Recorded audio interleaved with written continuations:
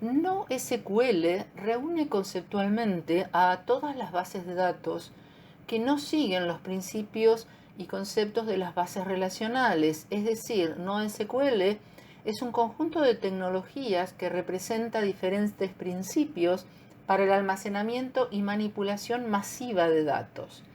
Desde los años 80, la mayoría de los sistemas de información almacenan sus datos en gestores relacionales. Básicamente, estos recogen procesos transaccionales que gestionan datos simples y estructurados, por ejemplo, transacciones bancarias, compras, ventas, etc. La introducción de NoSQL en el mercado fue una respuesta para llenar los espacios donde los sistemas gestores de base de datos relacionales ya no podían ser útiles por la cantidad enorme de datos y por la velocidad requerida de almacenamiento y recuperación. Paralelamente, los avances en virtualización condujeron a la construcción de nodos de computación en la nube, los cloud computing, que a su vez requerían nodos de almacenamiento, cloud storage. Para procesar de forma paralela cantidades masivas de datos, Google creó un sistema de archivos distribuidos, una base de datos orientada a columnas, un sistema gestor distribuido y un algoritmo que llamó MapReduce y que da soporte al procesamiento paralelo de datos masivos. Fue implementado inicialmente por Hadoop. Este algoritmo junta todos los pares con la misma clave de todas las listas y los agrupa, creando un grupo por cada una de las diferentes claves generadas para luego transformar la lista de pares, clave, valor en una lista de valores. El término Big Data se refiere a esa cantidad masiva de datos. El concepto Big Data refiere a conjuntos de datos cuyo tamaño excede la capacidad de los típicos sistemas gestores de base de datos para capturarlos, almacenarlos, gestionarlos y analizarlos. El motor de un avión, por ejemplo, es capaz de generar más de 10 terabytes de datos en solo 30 minutos de vuelo. Netflix utiliza modelos predictivos para informar de forma personalizada las novedades y recomendaciones, clasificando los datos del pasado y los programas vistos o marcados como favoritos, que representan una cantidad también enorme de datos. Hay cada vez más dispositivos conectados a Internet recopilando datos sobre patrones de uso de clientes o redes sociales y eficacia de productos. ¿Por qué no usarlos para que las computadoras aprendan por sí solas? Así nació el aprendizaje automático o machine learning. El objetivo que persiguen las tecnologías Big Data es el de tratar de obtener información que guardan enormes cantidades de datos. Esto debe lograrse a través del análisis profundo de esos datos. En Big Data hay tres tipos de datos: estructurados, semiestructurados y no estructurados. En cada uno de estos tipos hay mucha información útil que se puede extraer para usarla en distintos proyectos. Los datos estructurados tienen un formato fijo y a menudo son numéricos, así que en muchos casos los gestionan las computadoras y no los humanos. Este tipo de datos es información que ya está ordenada en bases de datos de tipo SQL y almacenes de datos, Data Warehouse. Los datos no estructurados son información que está desorganizada y no está en un formato predeterminado. Es el caso, por ejemplo, de los datos recopilados de fuentes de redes sociales y pueden convertirse en archivos de documentos de texto almacenados en sistemas no SQL. Los datos semiestructurados pueden contener ambas formas de datos, como registros de servidores web o datos de sensores. El Big Data incluye siempre múltiples fuentes y la mayor parte del tiempo es de distintos tipos también. Así que no siempre es fácil saber cómo integrar todas las herramientas para trabajar con distintos tipos de datos. La necesidad de gestionar datos también requiere una infraestructura estable y bien organizada. Habrá que procesar rápidamente grandes volúmenes y distintos tipos de datos, y esto puede sobrecargar un único servidor. Big Data se caracteriza por las llamadas 6V. Volumen: Google procesa diariamente 20 petabytes, un petabyte son 1000 terabytes. Velocidad: deben ser almacenados y procesados de modo que el sistema responda casi en tiempo real a la demanda. Variedad: la mayoría de las veces en formato multimedial, son datos no estructurados a los que hay que agregar además los metadatos. Veracidad: se refiere a lo exacto que son los datos de ese conjunto. Los datos inciertos pueden dar lugar a análisis imprecisos y llevar a tomar decisiones equivocadas. Valor: es necesario establecer una forma de valorar y limpiar los datos y aceptar solo los que son relevantes para el propósito del análisis. Y variabilidad refiere a los datos cuyo valor o significado cambian constantemente dependiendo del fin para los que son analizados y utilizados. Según el teorema de Brouwer, no es posible que un sistema distribuido pueda garantizar simultáneamente estas tres características. Consistencia: en el sistema distribuido habitualmente se dice que se encuentra en un estado consistente si después de una operación de escritura, todas las operaciones de lectura posteriores son capaces de ver las actualizaciones. Disponibilidad: implica que el sistema ha sido diseñado e implementado de modo que se pueda continuar operando en lecturas y escrituras, incluso después de que un nodo no esté activo o que algunas partes del hardware tuvieran que ser desconectadas debido a errores o actualizaciones. Y tolerancia a particiones, que es la habilidad de un sistema de tener diferentes regiones o divisiones lógicas en la red y de ser capaz de seguir funcionando aunque una de estas partes quede inaccesible durante un tiempo.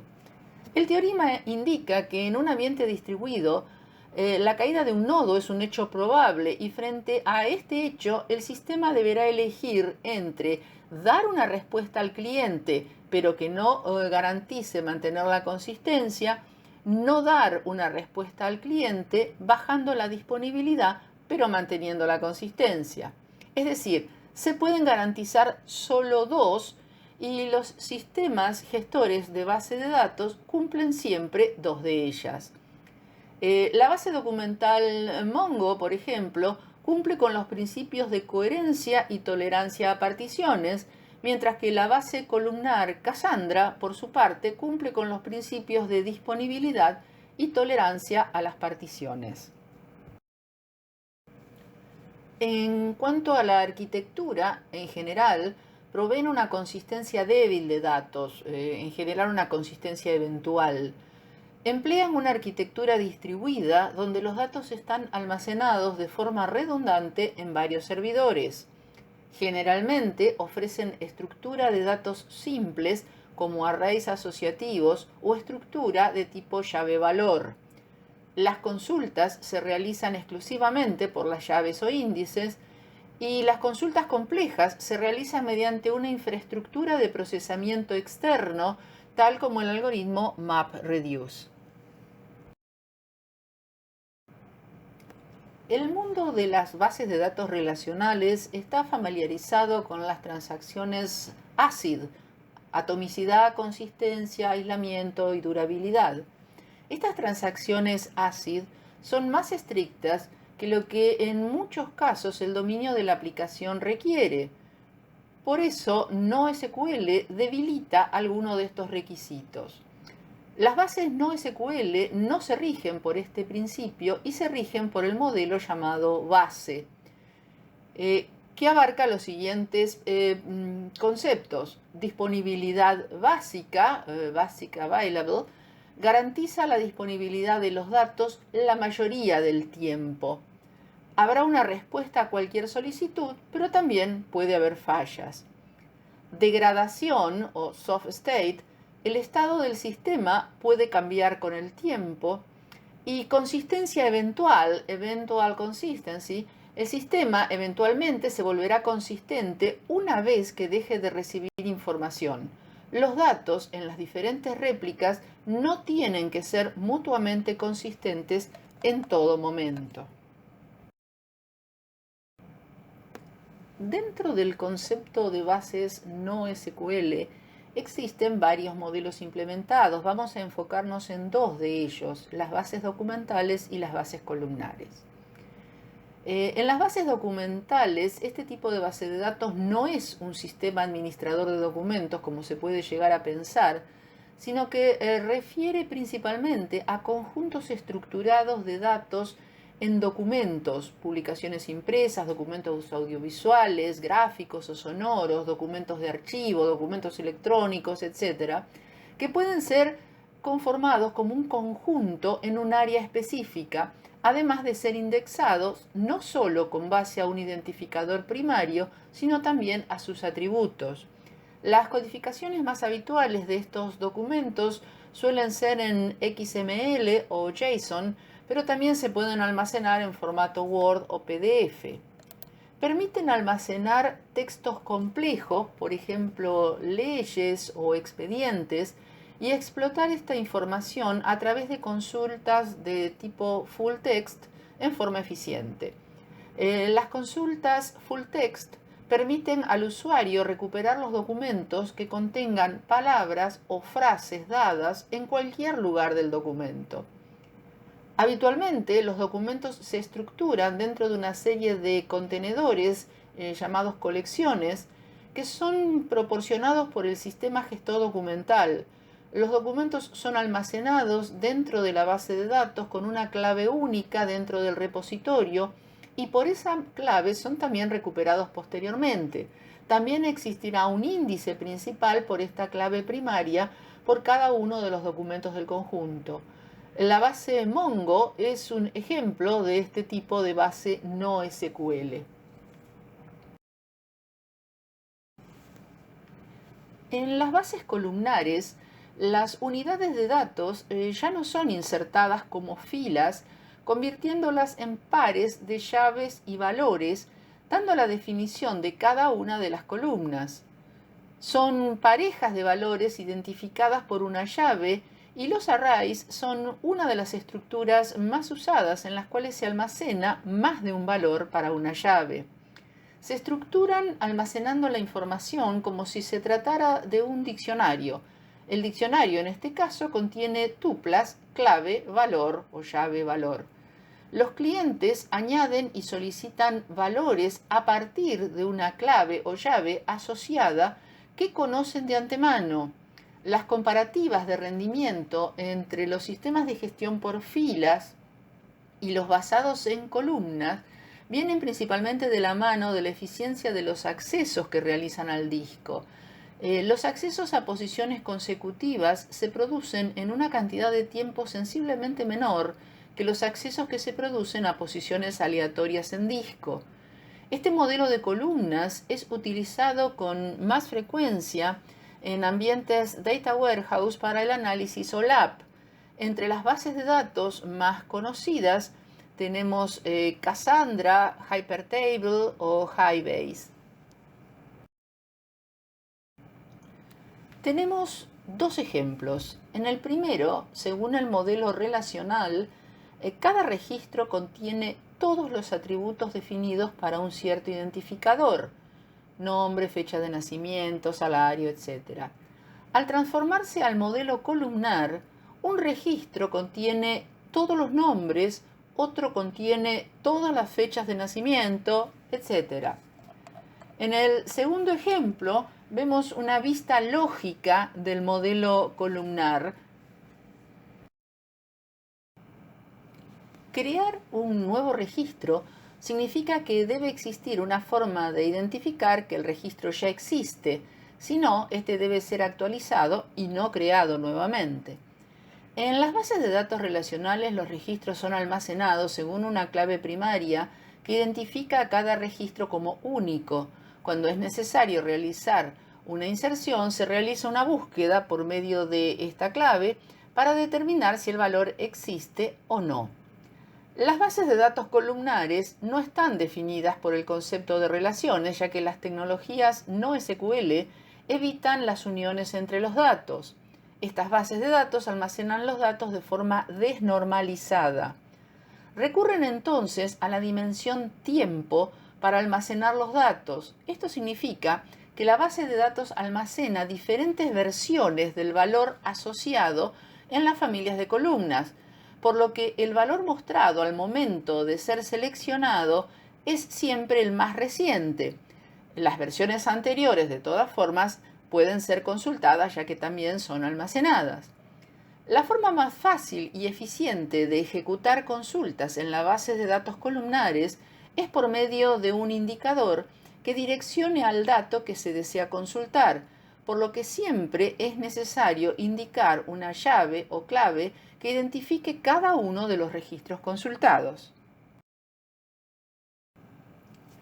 Acá tenemos un listado de los casos de uso más conocidos de bases de datos no SQL, columnares o documentales.